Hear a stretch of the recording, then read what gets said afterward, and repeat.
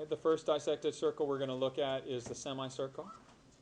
A semicircle we've talked about before. We're still looking at a figure with a radius, with a diameter.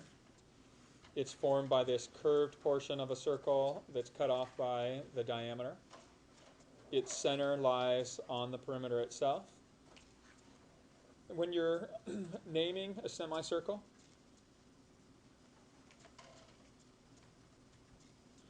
you might use a symbol, like a little semicircle symbol.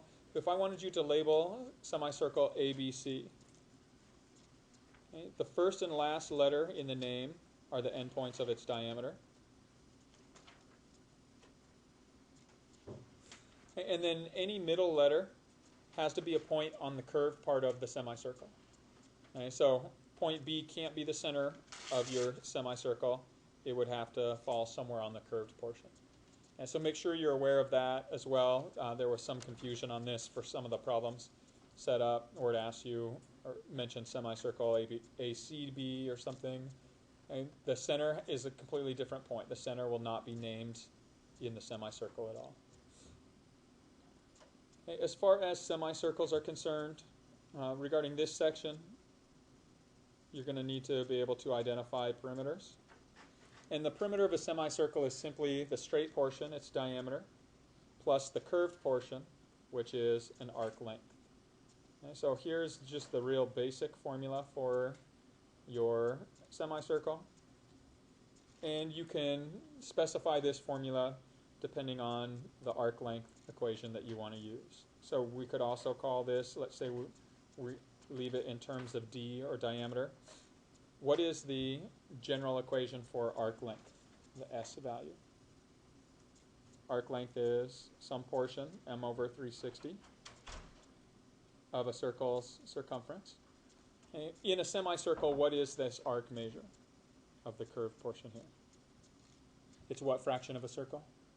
Half. So when we're looking at the perimeter, it's d plus 180 over 360, or just 1/2. Of C. Well, what can we write C in terms of that involves a diameter? D pi. So here is one equation for your circumference, or I'm sorry, for your perimeter of the semicircle. We could also give it an equation based on the radius. And so instead of D, what is the radius equivalent to D?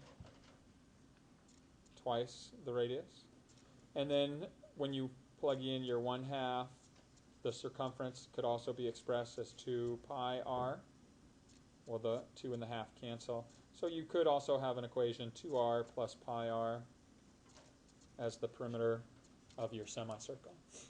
Okay? You don't have to memorize these. You should be able to derive them from this form and what you know about the other formulas, so arc length.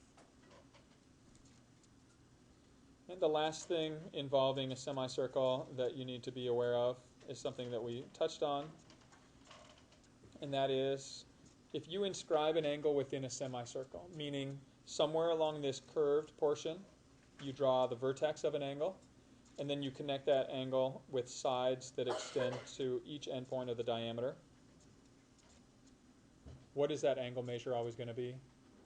It's always 90 degrees. And the reason for that is if you imagine this missing part of the semicircle, it's always inscribing an arc measure of 180, and so an inscribed angle is half the intercepted arc. Half of 180 is 90. So it doesn't matter where that falls. And so any angle inscribed in a semicircle is a right angle. And for it to be inscribed in the semicircle, its vertex has to lie on the curved portion